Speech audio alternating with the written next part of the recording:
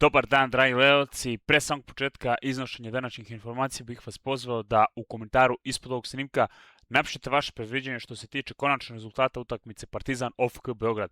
Na programu je ista u subotu od 18:30, pa eto pišite rezultat i strelca ako mislite da će biti golova na ovom meču. Također, pozvao vas da ostavite like na ovom klipu ako vam se dopadne, da bi se isti što bolje plasirao i da bismo što većim brojima pratili vesti na YouTube kanalu Dušan Fulov Mix kao i ostale snimke, ali i streamove, jer se družimo u subotu od 18:15 kada ćemo ispratiti ovu utakmicu. Tako da uključite zvonci, pretplatite se na moj kanal da ne biste propustili to. Dakle, utakmica u okviru 25. kola domaćeg šampionata, Partizan OFK Beograd u Humskoj. Crno-beli sa druge pozicije dočekuju ovu utakmicu, 53 boda, 4 manje odnosno na Crvenu zvezdu s obzirom na taj poraz od 3:0 u večitom derbiju koji je bio za vikend. Kako OFK Beograd igra u gostima? Vrlo dobro, 19 osvojenih poena, 5 pobjeda, 4 remija i 3 poraza. Do duše, u prethodnih 5 kola samo jedna pobjeda u 103 vezana meča bez trijumfa.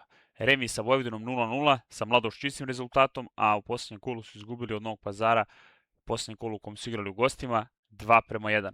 Što se tiče njihovih utakmica na domaćem terenu, znatno lošija situacija, 14. pozicija, samo su Spartak i Napredak, timovi sa dna same tabele Mozart Super Lige Srbije, loši u pogledu domaćeg skora što se tiče aktualne sezone. Partizan sa druge strane 9 trijumfa, 1 remi i 2 poraza u Humskoj što se tiče ove sezone. Sadašnje 34 utakmice između Partizana i OFK Beograda, Partizan ima 26 pobjeda, a po 4 puta je bilo nerešeno i slavio je OFK Beograd. Što se tiče prošle utakmice između ovih rivala, ona se odigrala u okviru 10. kola Mozart Super Lige Srbije. Tada je na centru bio David Matić, a Partizan je uspeo da slavi rezultatom 2:0. Ni Simo Krunić ni Srđan Blagović više nisu treneri ovih ekipa, ali zato jeste Vanja Dragović u Partizanu, momak koji je postigao tada gol protiv ekipe OFK Beograd za vođstvo na asistenciju Karabeljova. Milošević je u drugom poluvremenu posle dodavanja Natka povećao na 2:0.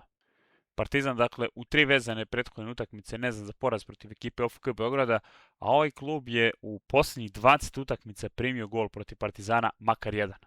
Posljednji put OFK Beograd je savladao Partizan kada je na klupi crno-belih bio Aleksandar Stanojević u septembru 2024. godine 3:2 na domaćem terenu, a isti ishod, odnosno pobjeda OFK Beograda je bila i u prethodnom meču ovih klubova, odnosno 2:1 još davne 2016. godine. Posljednja utakmica u kojoj je OFK Beograd uspeo da sačuva mrežu netaknutom protiv Partizana igrala se, verovali ili ne, 2006. godine, dakle pre gotovo 20 godina, minimalan trijumf ovog kluba u Humskoj rezultatom 0:1. I još jednom su savladali Partizan istim rezultatom i to je to 2 puta za redom.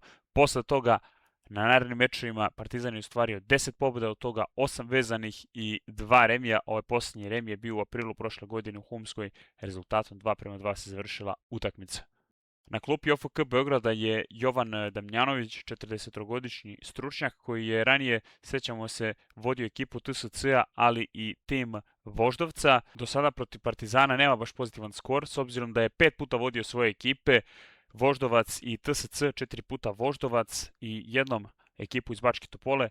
U svakom navratu je izlazio kao poražen. Što se tiče OFK Beograda i njihovog zimskog prelaznog roka, neki bitni igrači su ih napustili. Najpre Bezera koji je otišao u Rio Ave za 2 miliona evra, Aleksandar Đemanović, kapitan bivši OFK Beograda, je otišao u Poljsku u isti klub kao i Nikola Knežević, bivši fudbaler Crvene zvezde, a Jay Enem je otišao upravo u Ljutice Bogdana. Stefan Šćepović, bivši fudbaler Partizana, sada igra u Španiji, dok je u Charleroi otišao Slobodan Stanojlović.